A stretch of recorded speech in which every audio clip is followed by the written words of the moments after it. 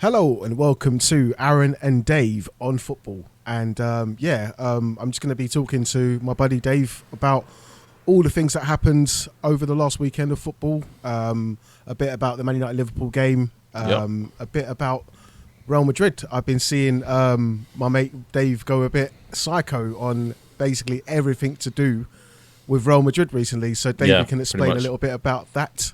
Mm-hmm. And obviously I think England are going to be playing Republic of Ireland on Saturday. Spain are playing tonight as well, so we can have a little chat about that. Mm-hmm. Just all things about football, mate. How you doing, Dave? Yeah, I'm good, mate. I'm good. I'm very good, actually. Been obviously plugging away at the YouTube channel. Mate, you've been ploughing it recently, mate. Yeah, growing Madrid Fan TV, now just currently sitting on 2K as of now. Literally Congratulations, mate. Congratulations, bro. Thank you. And I've been literally just doing my thing, keep on, plugging away, as you said. And I think, honestly, it's been growing quick, and I've been kind of taking the same approach that Liga and Rants does to their videos, talking facts. Two pioneers of the game. Yeah, talking facts, mate, and talking facts in basically whatever you're thinking now, you say as it is, you know. Yeah. And it's not like what we call a spur of the moment thing. It's like, your team is impacting your facts and feelings for that specific hour. You need to let rip into this team. And you probably felt the same way with Liverpool, innit? Oh, mate, tell me about it. Yeah, I tried to do a couple of reaction videos to the game and stuff like that sort of thing. But I couldn't really articulate the mess that I saw, to be honest with you. Do you know what I mean? Like, exactly. Everything was just wrong in that game, and we'll get onto it in a second. But man, congratulations on your channel, Dave. Obviously, do you know what I mean? No worries. Thank you. To go on with what you're saying, you kind of tell it how it is in your own way, and you got to do it your own way, mate. So well done on that. Yeah, no worries, cheers, man. Yeah. So I'll ask your opinion first, mate. How did you feel like the Liverpool and Man United game went? As expected, or did you find Man United quite disappointing? A bit of both, actually.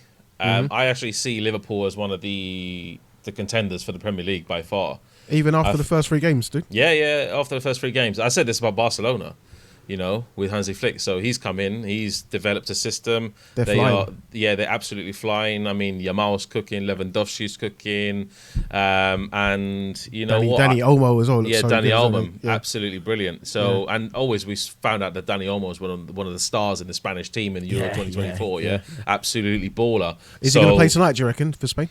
Who knows? I think a lot of the national teams, if you look at kind of like Tchouaméni, he's been injured in France or whatever, Mendy, the same thing. I think it's just one of those club mini secrets to get them back to training with their club team, I've developed an injury, I've knocked on a leg. Saka always does this for England. Yeah, Saka loves a bit of that, doesn't he? He always does it. He always does it. So, with Spain, we'll see, innit? I'm actually seeing the squad now, and Dani Olmo is playing actually with Perez, Yamal, Williams, Ruiz, Zubimendi. So big, obviously Nations League, they take it seriously. They're the defending champions. So Cucurella, Laporte, Lenormand, Carvalho, pretty much the same team. David Raya in goal this time. So that's a change up. Yeah. Who was it before? Unai Simon. Simon. Yeah, exactly. Unai Simon. So it's a very we're coming back to Liverpool. I think. And Barcelona, they're kind of like it's like a resurgency, in it. So you're looking at, for example, Barcelona. They are looking to surpass Real Madrid this year, and the way they're doing is by playing exciting football, and Liverpool also doing the same thing with Slot, So I was kind of disappointed for Man United as well, because they just played horrifically badly, really shit, Firstly, on Liverpool, I kind of feel like what I was trying to articulate when I was trying to do my videos was like Liverpool made a fantastic kind of continuity hire in the manager. So basically, they've not gone far away from what Klopp was doing in terms of how they play. There's just a bit more sort of like precision in the play. Yeah. And obviously that worked wonders, because obviously, I've been sort of hearing the aftermath of the kind of massacre from everybody and everyone's opinion, and obviously people have broke it down. Liverpool set so many traps for us, and we just look like such a tactically naive team after 3 seasons under a manager that I feel like has got to be possibly on his last legs, Dave. Do you know what I mean? I can't understand, like, even with the standards that we've kind of dealt with, Jose Mourinho, Louis van Gaal, do you know what I mean, Ollie as well, sort of thing. Do you know what I mean? We've kind of dismissed them for, I would say, less of the crap that we're seeing from Erik ten Hag at the moment.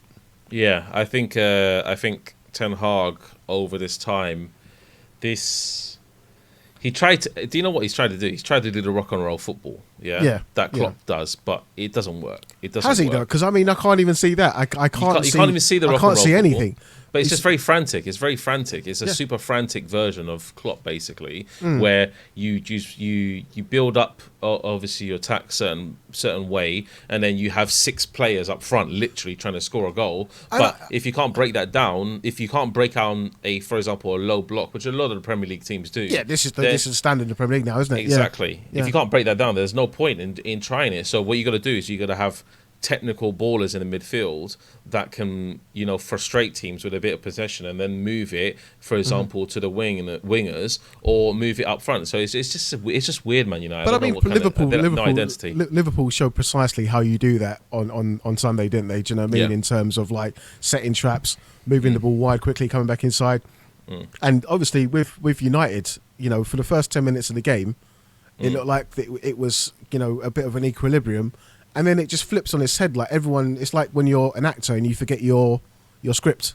Yeah, exactly. Right in the middle of filming, and then your pants get pulled down, and then do you know what I mean? That's like it's just the same thing again. And I kind of feel like Liverpool is kind of a fixture psychologically for United fans, where we don't know what we're going to expect. Do you know what I mean? I know we don't know what we're going to expect in any game at the moment, but I mean, especially Liverpool.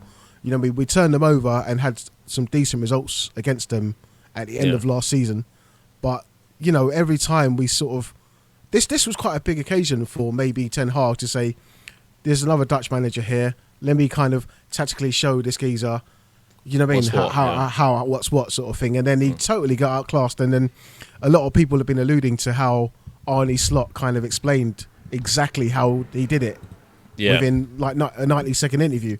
So how Ineos can then say we back this manager? Yeah, I don't know.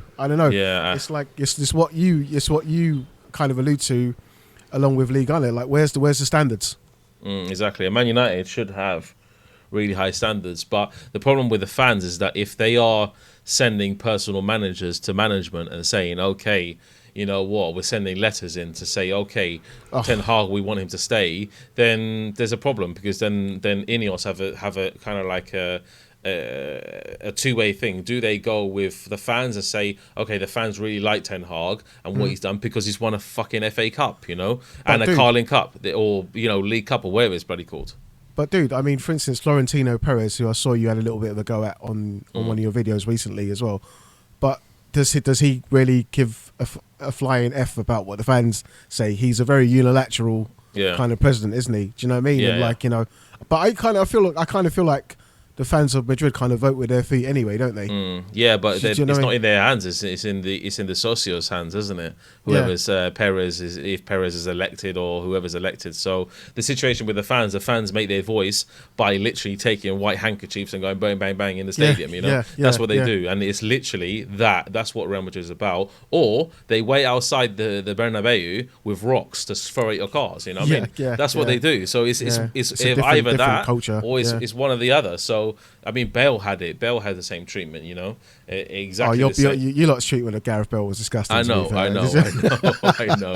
When we're waiting outside, literally thrashing his car with like kicks and all that, like it's crazy. So this is what happened with Real Madrid. But Man United have to have some element of that, because obviously Man United need to get back to where they were, and the only way they're going to get back to where they were is by recruiting either a very progressive manager who has a very good style of football. Like, for example, I don't know, a lot of people said De Zerbi should have been Man United manager. De Zerbi probably should have. I mean, if they would have made the brave call, do you know what I mean? Because exactly. I think his football at Brighton, obviously it's Brighton, but Brighton's like kind of turned us over. But obviously it's a bigger jump from Brighton to Man United, but I think he'd done a sufficient job at Brighton tactically and with the fluid football to sort of maybe get a shout. But do you know what I mean? At this point in time, David, I'm telling you, mate, I'll take a Gary O'Neill at Man United. Genuinely. Yeah. I'll give the geezer a go, mate, because like honestly, I feel like he's done a better job at Wolves.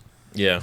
Then Erik ten Hag's done a job at Man United. Do you know what I mean? Exactly. Yeah. In terms of going in there saying to the lads, "This is how we play football." Fundamentally, that should be the first thing you lay down as a manager is how we're going to play football. And to me, I would say even if we lose to Liverpool, don't lose shit. Do you know what I mean? Like, don't lose like that. Do you know what I mean? Go down with something. Do you know what I mean? Like, every time, like it's been 5-7, 3-4, like every time.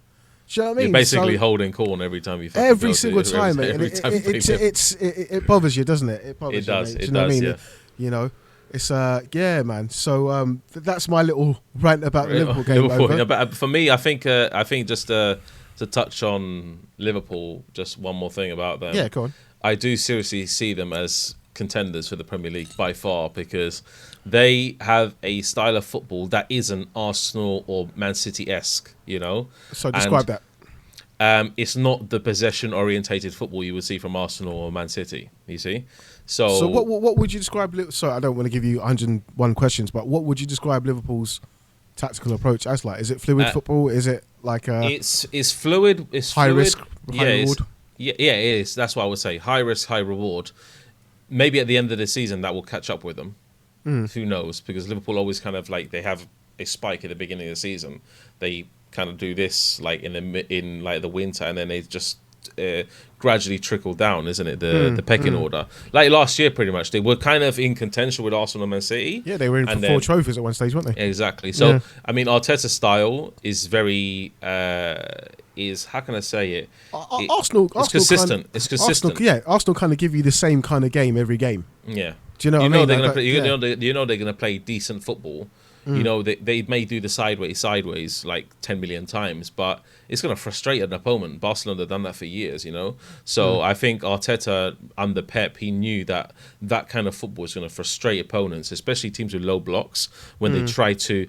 When they frustrated, they kick the ball back out of play, and then suddenly we're back on another turnover. Arsenal then starts playing again, the same thing. Recycle the ball, go again. Recycle again. And then it goes out of play, and then the goalkeeper, long click, you have Saliba heading it down to one of the midfielders. It's very repetitive. It's like he must drill that every single day. It's the same thing all the time. And with Real Madrid, for example, in a different comparison, they do the control football, but they give the other team an opportunity to have some of the ball still, you see. They're not high press. They don't do the high pressing game. But Real Madrid seem quite ambidextrous as well, though. They seem to be able to sort of really... They can do many different... They can stink out the place, or they can actually really light the place Man up. City. Exactly. Exactly. They can stink it out. They can stink it out. Or like we saw against, like, for example, Girona, when Girona were in contention last year for their league, they went... Nah, bruv, sit down, you know? Straight, you know? And then Girona just got pounded, like left, right, and centre, both games. So that's the kind of thing that Real Madrid does, yeah? But they do it with a controlled kind of football. And Ancelotti, you realise, has never been the most exciting. His teams are not the most exciting to watch. Yeah, I mean, even from the AC Milan days, do you know what I mean? Like, you know, he's always been... Very rugged teams. Half pragmatic, half physical. Yeah. He's got everything in his locker, really. Rugged teams, yeah. Do you remember how Chelsea played under him as well? Exactly, same thing. But they won the title first season, and they won the double first season, you know what I mean? So it's just, even Everton, like, he finished above Arsenal first season, I think it was. So they were smoking for the first 10 games of that season. They were smoking, weren't they? Exactly. But obviously he recruited James Rodriguez, isn't it, in the team. So it was...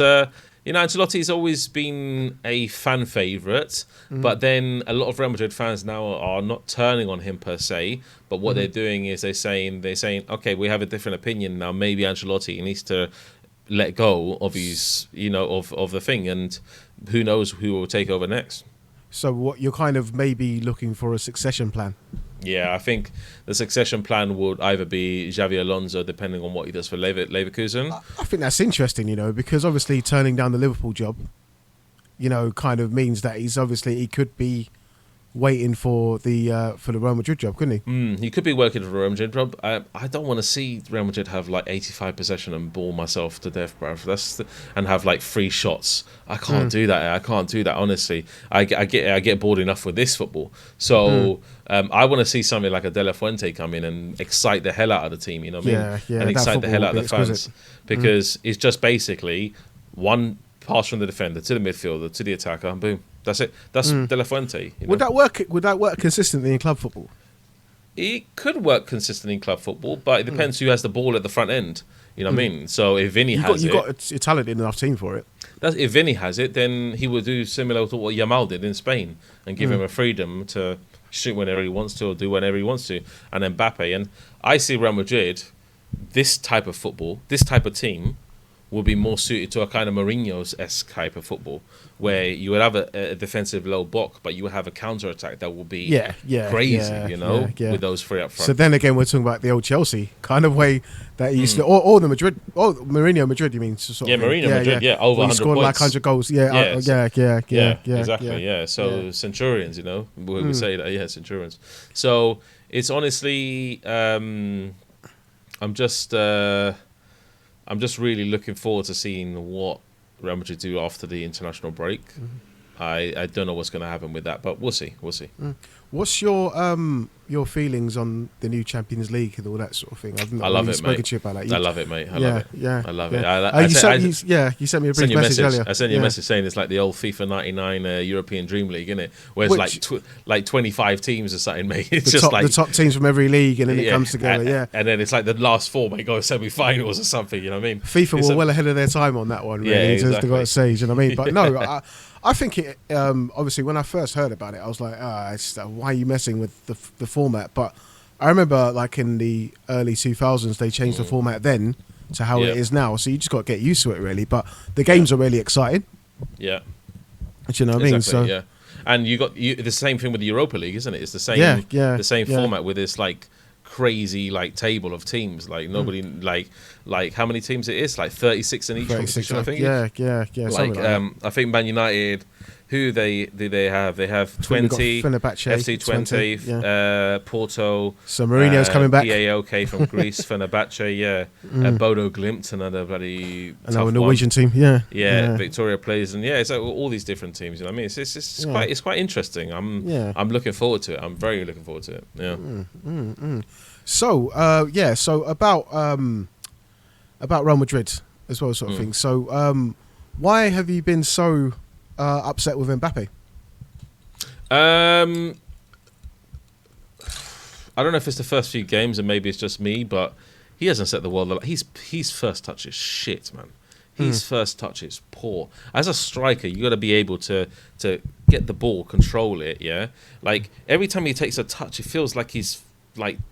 It's like going in another direction. So like it's a bit like a Lukaku touch. Yeah, it's starting in Madrid and it's ending up in fucking Lisbon next door, in Portugal. So for me, I don't know about Mbappe's touch. It has its moments and it doesn't have its moments. I feel that Mbappe needs to be a guy on the end of passing, not building up the play. You see, I feel that Bellingham will give us that something extra because. But do you not? Sorry to interrupt. Do you not feel like there's too many chefs up front though? Like there's too many cooks. Like you've obviously got this amazing strike force where everyone is trying. You're trying to fit in like maybe 7 or 8 players into these maybe 3 up front positions. Yeah. Do you not feel like some wires are getting crossed a little bit, or do you just see it as he should just be able to adapt? He should be able to adapt, but I'm not sure. I think he needs a creator behind him because then he drops into a false 9, like I said.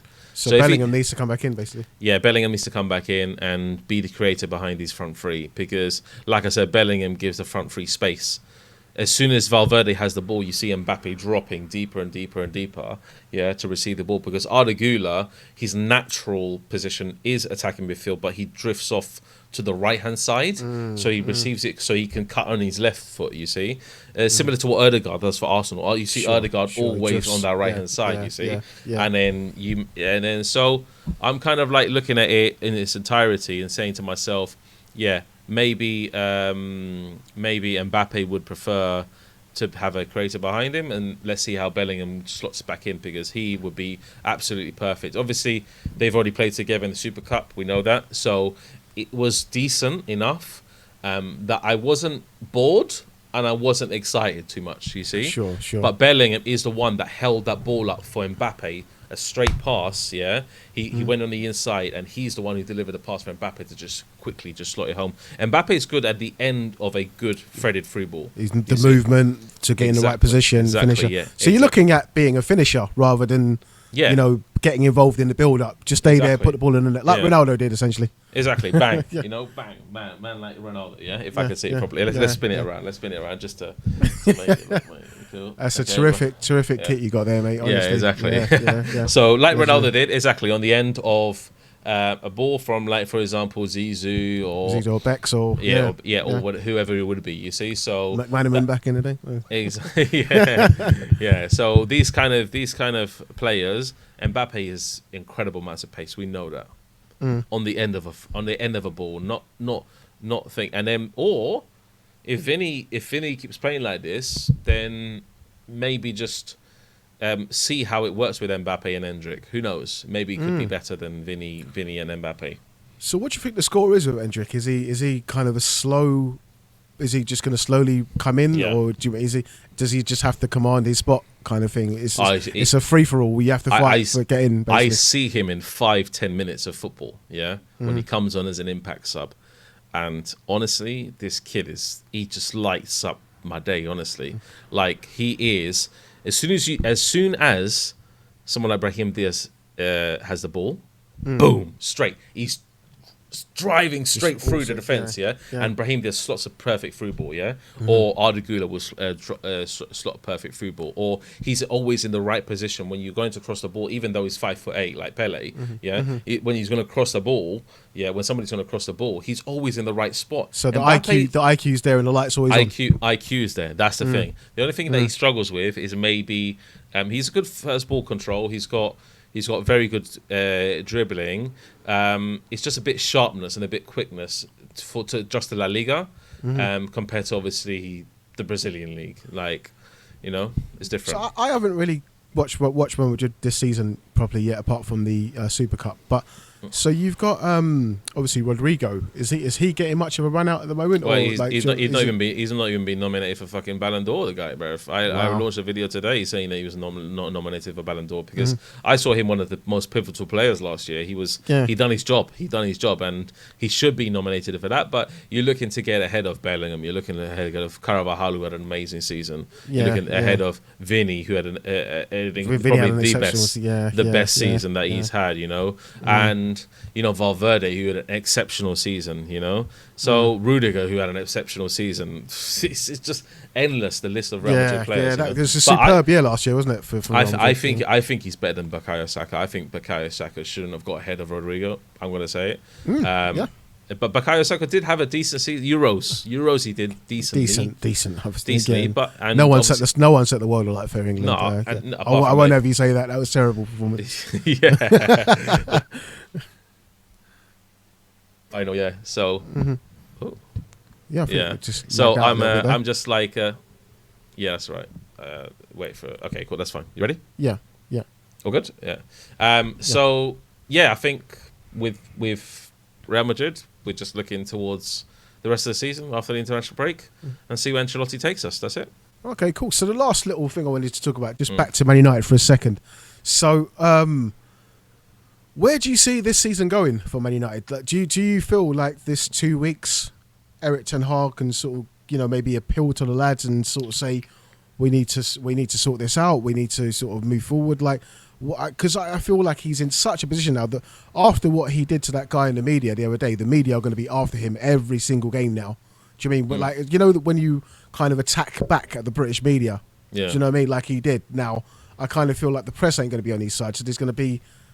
I just think he's hung himself a bit, really and truly. Do you know what I mean? He's finito. He's put a fork in him. He's absolute finito. You need to get a very, very hard line manager now to sort these players out, because I think the players. Do you think it's the players though, or they just can't play this manager's football?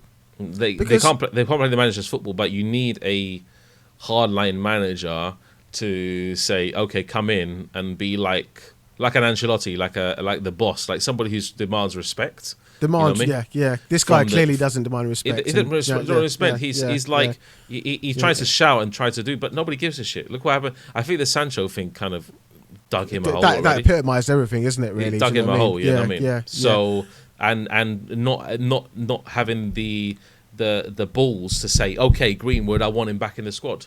You know what I mean? Because Greenwood, even though he didn't do light up the world completely like Liga, but he played really well for Getafe. He did. He had a good season, decent run out. Yeah, exactly. So for me, I think Greenwood should have been back in the squad. I think Sancho should have never have gone. Yeah, because when you have a technically gifted player like him in the squad, you got to keep him around. You know, I know he's because in Dortmund he cooked PSG. Mate, he spearheaded that Champions League. Yeah, exactly. 100%. Well, obviously 100%. Not obviously fully responsible for it, but I mean, a key part in motivating and sort of like that attacking phase. Do you know what I mean? So, exactly. He done really well, and I genuinely thought we could.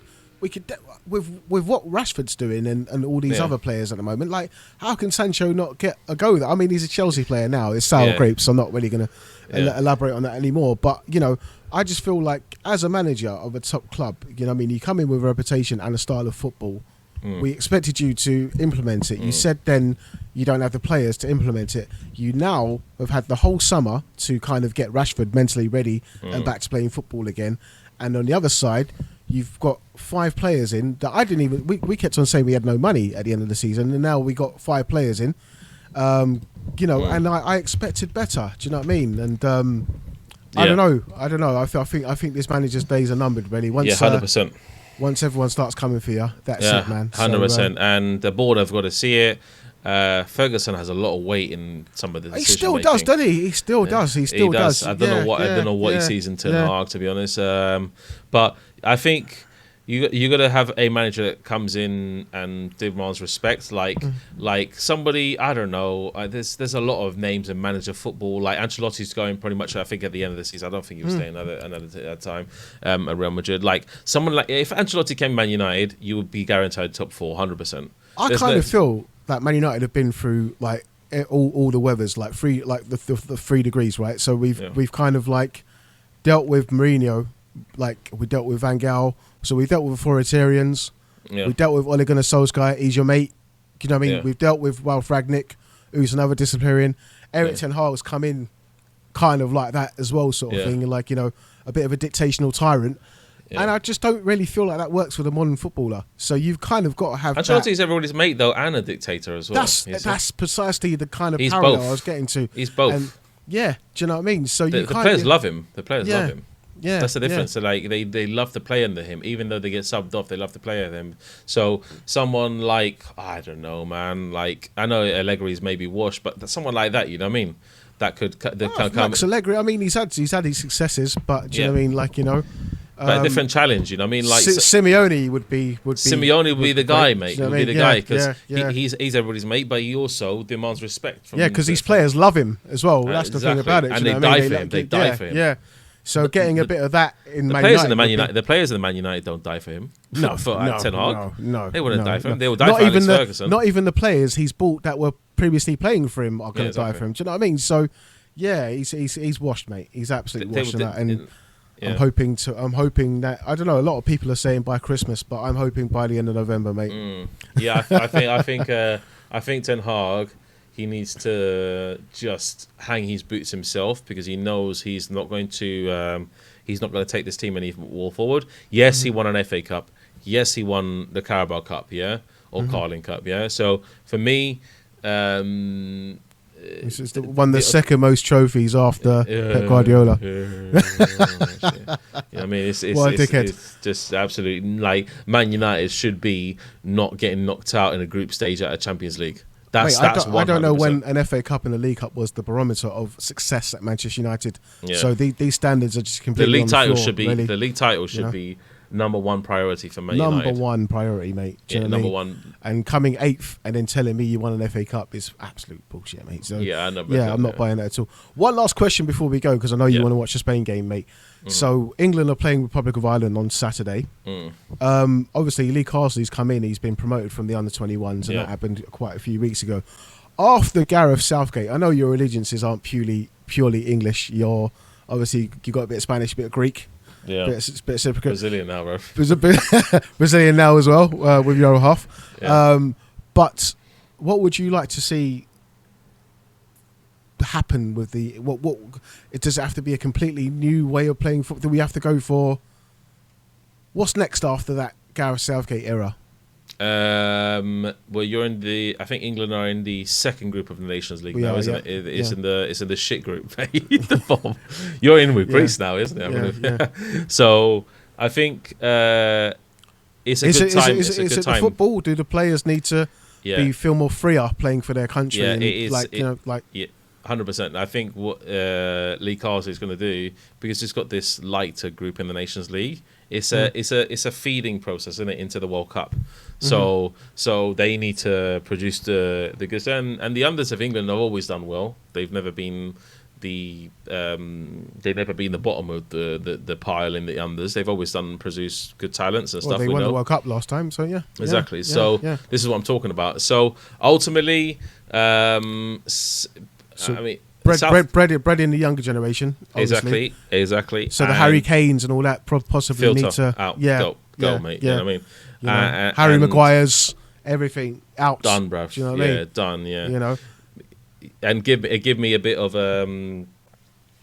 Cole Palmer coming into the squad a lot more frequently. Jack Grealish. Give me the flair footballers, the technical boys. Yeah, exactly. Do you know what I mean? And start bopping that ball around the field. And if I'm going to be really looking forward, because he's brought in a couple of players from the under-21s that he won the World Cup with. Yeah. And I'm just hoping he might not be even beat. He's just an interim.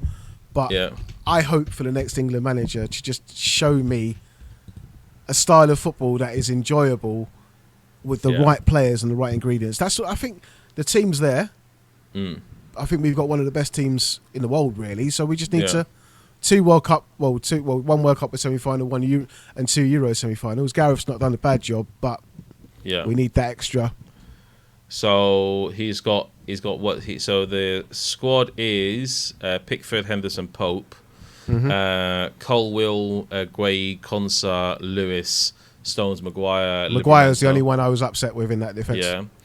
Midfielders, Alexander-Arnold, Gallagher, Gibbs, White, Angel Gomez, Gomez, a big boy in there. Yeah, Kobe, Declan Rice, and forwards, Jared Bowen, Eze, Anthony Gordon, Jack Grealish, Saka, Madueke, and Kane. That's not a bad first team for him to pick, innit? Do you know what I mean? Not too bad. You know. Yeah, not too obviously bad. It's not the most elite team we could have picked, but I'm glad he's giving the ballers a run out. Yeah, exactly. So I don't know. Let's see how England does. I think the World Cup is. If it's a new manager, I mean, he's got a year and a bit now to get for the World Cup. So he's got. It's 2026. I reckon he's got about 3 or 4 games. I reckon if he does well, they'll give it to him. Do you know what I mean? 100%, because I don't think there's any. I know Graham Potter still. Is he still about? Graham Potter, he would be. I think with Graham Potter, I think would be the best bet because Eddie Howe's obviously taken at Newcastle, isn't he? So yeah, exactly. So I think Graham Potter will be the best bet. But let's see how Lee Carsley does, isn't it? Yeah, man. Okay, bro. Thanks for coming on. Obviously, no worries, do you know what I mean? We'll obviously try. Hopefully, if I can get you to do these once a week, it'll be great. Yeah, that's cool, mate. And that was the first. Well, I think it's the second one. We did one about Ronaldo last year sometime, but this will be the first proper show on Aaron and Dave on football. And appreciate you coming on, bro. Cheers, man. Make sure you like, subscribe. Thank you very much. All right, bye. Bye. Cool. Stop record. Let me just wait for it for a couple of seconds. End record.